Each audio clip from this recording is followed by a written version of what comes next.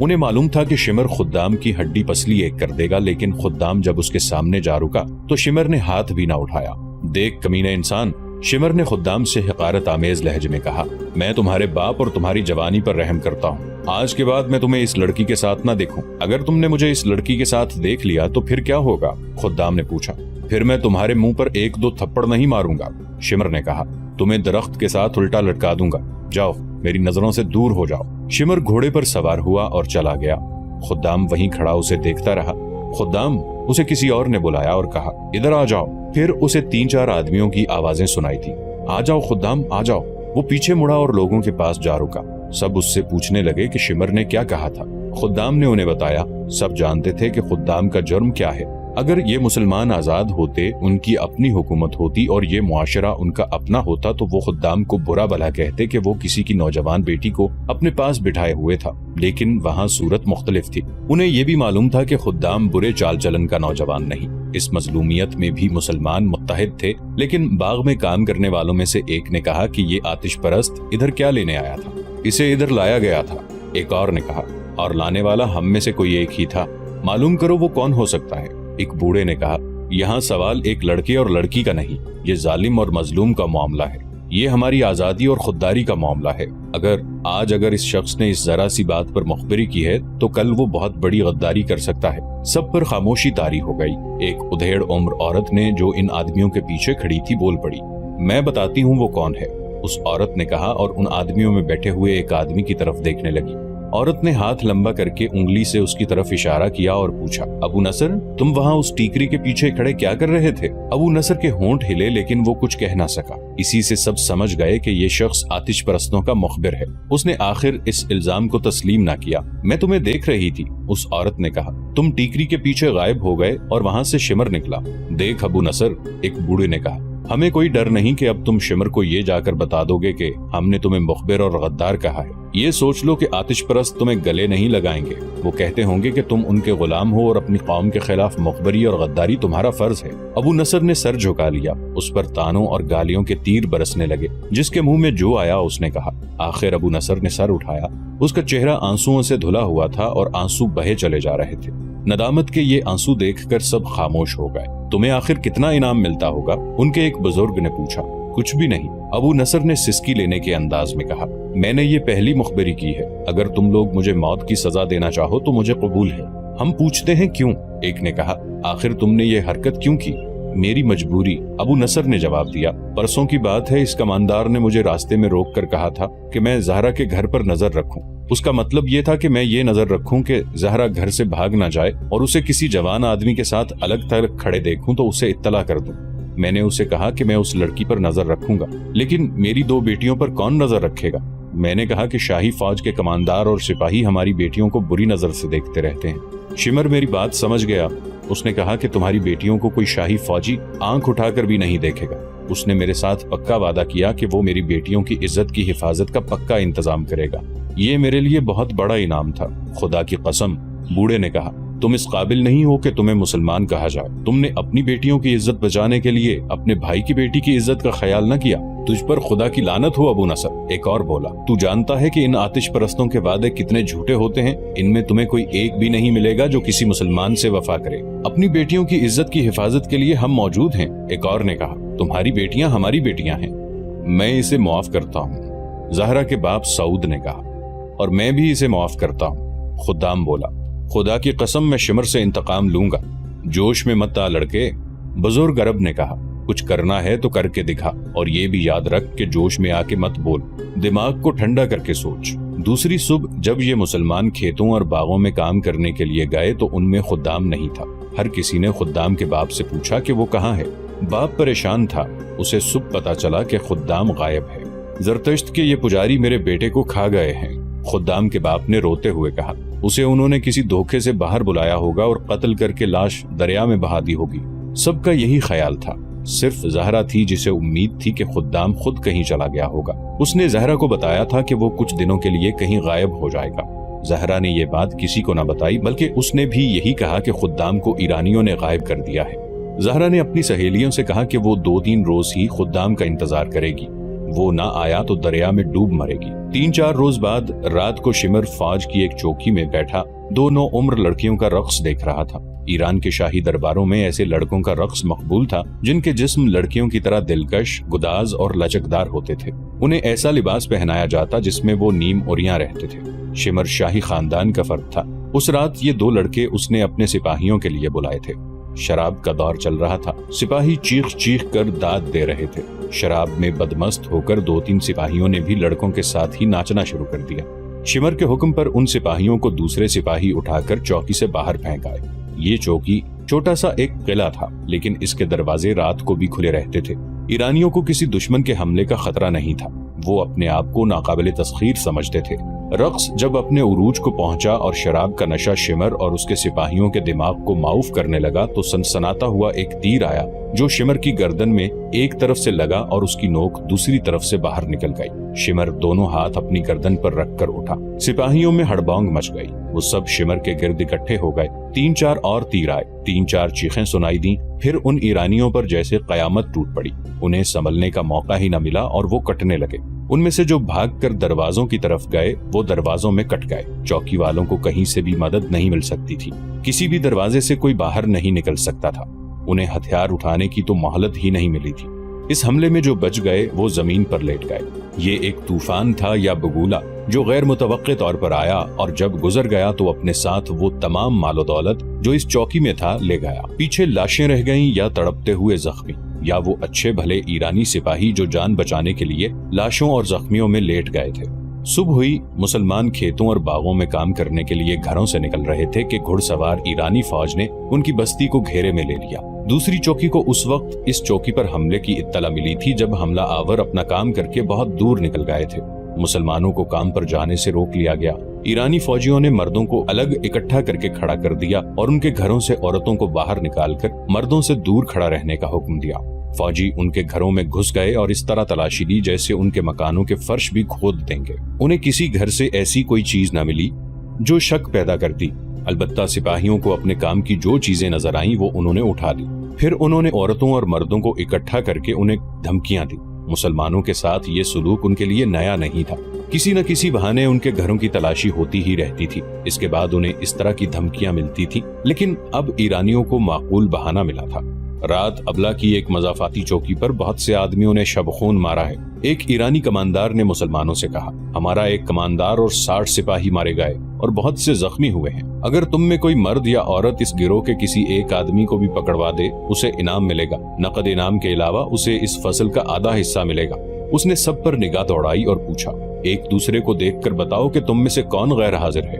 سب نے ادھر ادھر دیکھا لیکن وہ یہ نہیں دیکھ رہے تھے کہ کون غیر حاضر ہے۔ ان کی نگاہیں خدام کو ڈھونڈ رہی تھیں۔ وہ 3-4 دنوں سے بستی سے غائب تھا۔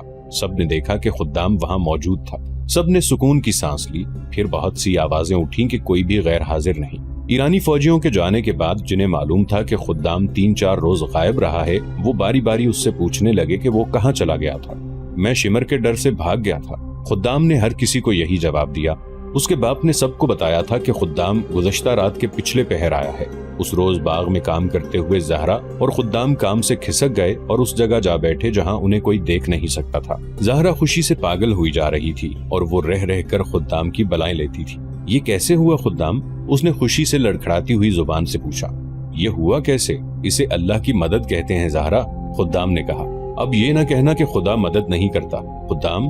زہرا سنجیدہ ہو گئی جیسے اس کے ہونٹوں پر کبھی مسکراہٹ آئی ہی نہ ہو۔ خدام کے چہرے پر نظریں گاڑ کر قدرے پریشان سے لہجے میں بولی، سچ کہو خدام، شمر کے قاتل تم ہی تو نہیں؟ کہتے ہیں رات صحرائی ڈاکوؤں کے بہت بڑے گروہ نے شمر کی چوکی پر اس وقت شب خون مارا جب وہ شراب اور رقص میں بدمست تھے۔ ایسا تو نہیں کہ تم ان ڈاکوؤں سے جا؟ خدام کے اچانک قہقہے نے بنت سعود کی بات پوری نہ ہونے دی۔ وہ ہنستا ہی رہا جیسے اس سے بڑا مذاق اس نے کبھی سنا ہی نہ ہو۔ خدام نے قہقہے میں ایک راز چھپا لیا تھا۔ زہرا کو یہ خطرہ نظر آیا تھا کہ خدام غیر معمولی طور پر دلیر، غیرت مند اور جسمانی لحاظ سے طاقتور اور پھرتیلا ہے۔ کہیں ایسا تو نہیں ہوا کہ وہ شمر کو قتل کرانے کے لیے ڈاکوؤں کے گروہ سے جا ملا ہو؟ اس زمانے میں صحرائی ڈاکوؤں کے گروہ فوجی دستوں کی طرح اپنی کارروائیاں کرتے تھے۔ وہ مسافروں کے قافلوں کو لوٹتے اور اگر فوج کے مقابلے میں آ جاتے تو جم کر مقابلہ کرتے اور لڑتے لڑتے یوں غائب ہو جاتے جیسے انہیں صحرا کی ریت اور ریتیلے ٹیلوں نے نگل گیا ہو۔ زہرا نے کئی بار دیکھا تھا کہ 2-3 اجنبی مسافر آئے اور یہ بتا کر کہ وہ بہت دور جا رہے ہیں کسی مسلمان کے گھر ٹھہرے اور صبح ہوتے ہی چلے گئے۔ وہ جب بھی آتے تھے خدام اور اس جیسے 3-4 نوجوان زیادہ وقت ان کے ساتھ گزارتے اور ان کے جانے کے بعد یہ نوجوان پراسرار سی سرگرمیوں میں مصروف ہو جاتے تھے۔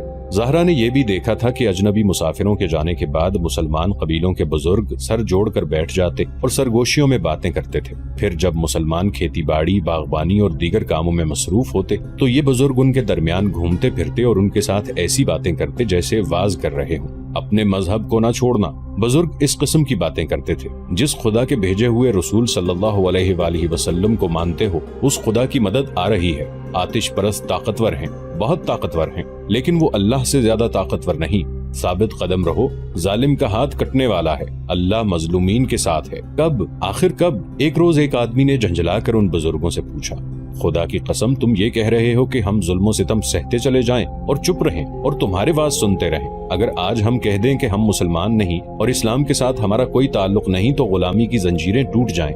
خدا کی مدد آ رہی ہے، کب آ رہی ہے؟ اسے بتاؤ۔ ایک بزرگ نے اس آدمی کے ساتھ کام کرنے والے ایک آدمی سے کہا، اسے اچھی طرح سمجھاؤ، اسے بتاؤ کہ اس علاقے میں یہ صدیوں پرانے کھنڈر ہیں، خدا کا ہاتھ ان میں سے اٹھے گا اور ظالم کا ہاتھ کٹ جائے گا۔ ان بزرگوں کے سینے میں وہی راز تھا جو خدام نے زہرا بنت سعود سے چھپا لیا تھا۔ ایرانی کماندار شمر کی چوکی پر جو اتنا زبردست شب خون مارا گیا تھا وہ پہلا شب خون نہیں تھا، ابلا کے علاقے میں یہ پہلا تھا۔ یہ چوکی چونکہ آبادی کے قریب تھی اس لیے ان مسلمانوں کو پتہ چل گیا تھا، اگر ان کے گھروں کی تلاشی نہ لینی ہوتی تو شاید انہیں پتہ ہی نہ چلتا۔ عراق کے سرحدی علاقے میں یہ دوسری تیسری رات ایرانیوں کی کسی نہ کسی چوکی پر ایسا ہی شب خون پڑتا اور شب خون مارنے والے چوکی میں قتل و غارت کر کے وہاں سے جو مال اور سامان ہاتھ لگتا لے کر غائب ہو جاتے۔ 2 بار ایرانی فوج نے یہ جوابی کارروائی کی کہ کثیر تعداد گھڑ سوار شب خون مارنے والوں کی تلاش میں گئے۔ اس سرسبز اور شاداب علاقے سے نکلتے ہی صحرا شروع ہو جاتا تھا جو ہموار صحرا نہیں تھا۔ وہاں ریت کی گول گول اور اونچی اونچی ٹیکریاں تھیں، آگے وسیع نشیب تھے جن میں عجیب و غریب شکلوں کے ٹیلے کھڑے تھے، ریت کی پہاڑیاں تھیں جن سے شعلے سے نکلتے ہوئے محسوس ہوتے تھے۔ اس خوفناک علاقے میں جو میل ہا میل پھیلا ہوا تھا صحرا کے بھیدی ہی جا سکتے تھے، کسی اجنبی کا وہاں جانا ہی محال تھا اور وہاں جا کر زندہ نکل آنا تو ناممکن تھا۔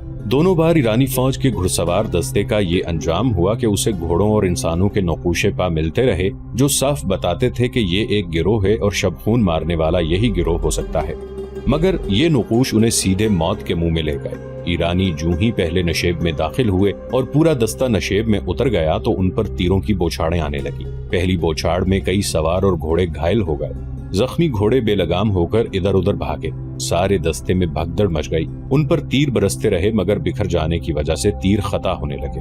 بھول بھلائیوں جیسے اس نشیب میں سے چند ایک گھڑ سوار نکلے، ان کے ہاتھوں میں برچیاں تھیں، ان کے کرتے بڑے لمبے اور سروں پر سیاہ کپڑے اس طرح لپٹے ہوئے تھے کہ ان کے چہرے اور گردنیں بھی ڈھکی ہوئی تھیں، ان کی صرف آنکھیں نظر آتی تھیں۔ ان گھوڑوں کے قدموں میں اور ان کے سواروں کے بازوؤں میں ایسی پھرتی تھی کہ ایرانی سوار جو پہلے ہی ہراساں تھے برچیوں سے زخمی ہو کر گرنے لگے۔ ان میں سے کئی بھاگ نکلے، وہ ٹیلوں اور گھاٹیوں والے نشیب سے تو نکل گئے لیکن ریت کی گول گول ٹیکریوں میں داخل ہوئے تو گھومنے لگے۔ ان سینکڑوں ٹیکریوں میں جو ایک دوسرے کے ساتھ ساتھ کھڑی 3-4 میل کی وسعت میں پھیلی ہوئی تھی، یہی خطرہ ہوتا ہے کہ کوئی اجنبی ان کے اندر چلا جائے تو وہ اندر ہی اندر چلتا رہتا ہے، نکل نہیں سکتا، آخر تھک کر بیٹھ جاتا ہے، پیاس سے حلق میں کانٹے چبھنے لگتے ہیں اور ریگستان کے یہ گول گول بھوت اسے بڑی اذیت ناک موت مارتے ہیں۔ دوسری بار ایرانیوں کے سوار دستے پر کسی اور جگہ سے ایسا ہی حملہ ہوا تھا اور سوار بکھر کر ادھر ادھر بھاگ رہے تھے تو انہیں ایک للکار سنائی دینے لگی، زرتشت کے پجاریوں، میں مثنیٰ بن حارثہ ہوں، زرتشت کو ساتھ لاؤ، مثنیٰ بن حارثہ، ہرمز کو یہ نام بتا دینا، مثنیٰ بن حارثہ۔ اس ایرانی دستے کے جو سوار زندہ بچ گئے وہ نیم مردہ تھے۔ انہوں نے اپنے کمانداروں کو بتایا کہ انہیں صحرا میں یہ للکار سنائی دی تھی۔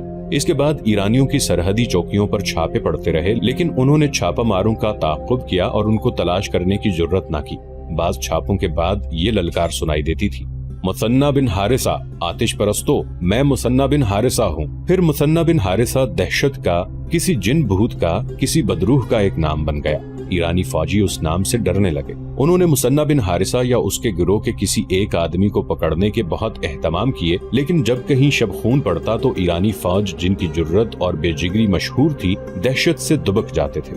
یہ تھا وہ مثنیٰ بن حارثہ जो फरवरी 633 ईस्वी के एक रोज मदीना में खलीफतुल मुस्लिमीन अबू बकर रदियल्लाहु अन्हु के सामने एक गुमनाम अजनबी की हैसियत से बैठा था।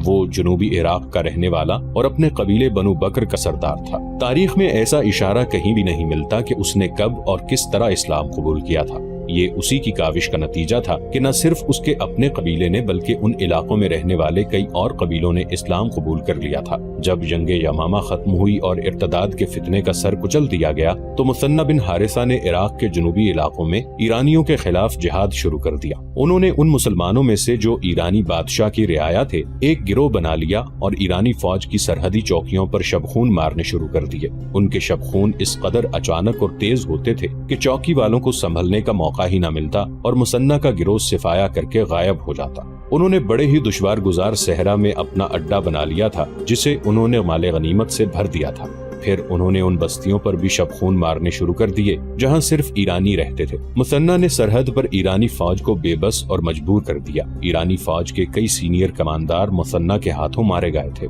मुसन्ना बिन हारिसा ने दूसरा काम ये किया कि इराक के जनूबी इलाके में जो मुसलमान जुल्म सितम में जिंदगी गुजार रहे थे उन्हें उसने अपने जमींदोज असर में लेकर मुत्तहिद रखा हुआ था। उनका एक गिरोह तो शबखून मारने का काम करता था और एक गिरोह बस्तियों में रहकर मुसलमानों को इत्तेहाद की लड़ी में पिरोए रखता था और उन्हें बताता रहता था कि बाहर क्या हो रहा है। मुसलमान अपने छापामारों की कामयाबियां देख रहे थे और वो मुतमईन थे। ये थी वो खुदाई मदद जिसके इंतजार में वो ईरानियों का जुल्म सितम सह रहे थे और अपना मजहब नहीं छोड़ रहे थे। वरना मजालिम से बचने का उनके सामने बड़ा सहल तरीका ये था कि इस्लाम से मुनहरिफ होकर आतिश परस्त हो जाते। खुद्दाम ने ज़हरा से कहा कि वो 3-4 दिनों के लिए गायब हो जाएगा। वो गायब होकर छापामारों के अड्डे पर चला गया था और उन्हें ईरानी कमांडर शिमर के मुतालिक बताया था। उसकी चौकी तक छापामारों की रहनुमाई उसी ने की थी। चौकी पर हमला पूरी तरह कामयाब रहा। उसके फौरन बाद खुद्दाम अपने घर आ गया था। मुसन्ना बिन हारिसा ने अमीरुल मोमिनीन अबू बकर रज़ियल्लाहु अन्हु को तफसील से बताया कि उन्होंने खलीज फारिस के साहिल के साथ साथ और इराक के जनूबी इलाके में किस तरह अरबी मुसलमानों के कबीलों को अपने असर में लिया और उन्हें इस्लाम पर कायम रखकर उन्हें जमींदोज महाज पर जमा किया। तुझ पर अल्लाह की रहमत हो इब्ने हारिसा। खलीफा रज़ियल्लाहु अन्हु ने कहा, तू अगर ये मशवरा देने आया है कि मैं ईरानियों पर फौज कशी करूं तो मुझे सोचना पड़ेगा। क्या तूने देखा नहीं कि ईरानियों की फौज की तादाद कितनी ज्यादा है और उनके वसाइल और जराए कितने वसी हैं और लामहदूद हैं। हम अपने मुस्तकर से इतनी दूर कलील तादाद और बगैर वसाइल कसीर तादाद और ताकतवर फौज के मुकाबले के काबिल नहीं होते। लेकिन मैंने सल्तनत फारस को नजरअंदाज भी नहीं किया। अमीरुल मोमिनीन मुसन्ना ने अपने सीने पर हाथ रखकर कहा, अगर एक आदमी इतने बड़े मुल्क की फौज के साथ टक्कर ले सकता है और उन पर मुसलमानों के अस्करी जज्बे की धाक बिठा सकता है तो मैं अपने अल्लाह के भरोसे पर यह कहता हूँ कि एक मुनज़्ज़म फौज बहुत कुछ कर सकती है। मैं उस आतिश परस्त सल्तनत की अंदरूनी कैफियत देख आया हूँ।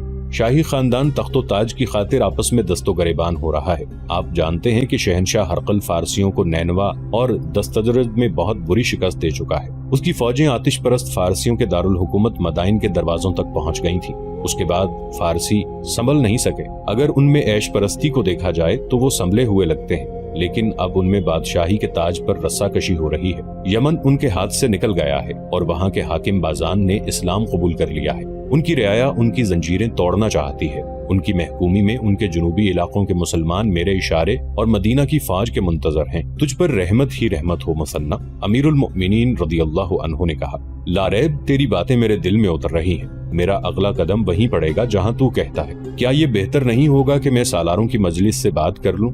या अमीरुल मोमिनीन, मुसन्ना ने कहा, फैसला वही बेहतर होता है जो सलाह मशवरे के बाद किया जाता है। लेकिन मैं अमीरुल मोमिनीन से इजाजत चाहूंगा कि जो कहना चाहता हूं वो कह लूं और आप मेरी बातें सालारों के सामने जरूर रखें। दजला और फुरात जहां मिलते हैं वहां के बड़े वसी इलाके में अरबी कबीले आबाद हैं जो सब के सब मुसलमान हैं। चूंकि वो मुसलमान हैं इसलिए वो आग के पुजारियों और बादशाहों के जोरो सितम का निशाना बने होते हैं। मस्जिदों पर भी उनका हक तस्लीम नहीं किया जाता। फारसियों के हाथों उनकी जान महफूज नहीं, उनकी इज्जत महफूज नहीं। वो मुसलमान फसल उगाते हैं जो पक जाती है तो आतिश परस्त जमींदार और फौजी उठा कर ले जाते हैं। वहाँ मुसलमान मज़ारे हैं और उन्हें धुतकारी हुई मखलूक समझा जाता है। वो मुसलसल खौफ व हिरास में रहते हैं। उनके खिलाफ इल्जाम सिर्फ ये है कि वो मुसलमान हैं और कुफ्र के तूफानों में भी वो इस्लाम की शम्मा रोशन किए हुए हैं। वो मदीना को रोशनी का मीनार समझते हैं। امیر المؤمنین، اگر آپ بیٹھے یہ سوچتے رہیں کہ دشمن بہت طاقتور ہے تو وہ روز بروز طاقتور ہوتا جائے گا اور مسلمان مایوس ہو کر اپنی بھلائی کا کوئی ایسا طریقہ سوچ لیں گے جو اسلام کے منافی ہوگا۔ میرے چھاپا ماروں نے جو کامیابیاں حاصل کی ہیں اور آپ کی فوج کے لیے جو زمین ہموار کی ہے وہ دشمن کے حق میں چلی جائے گی۔ کیا رسول اللہ صلی اللہ علیہ وآلہ وسلم مظلوم مسلمانوں کی مدد کو نہیں پہنچا کرتے تھے؟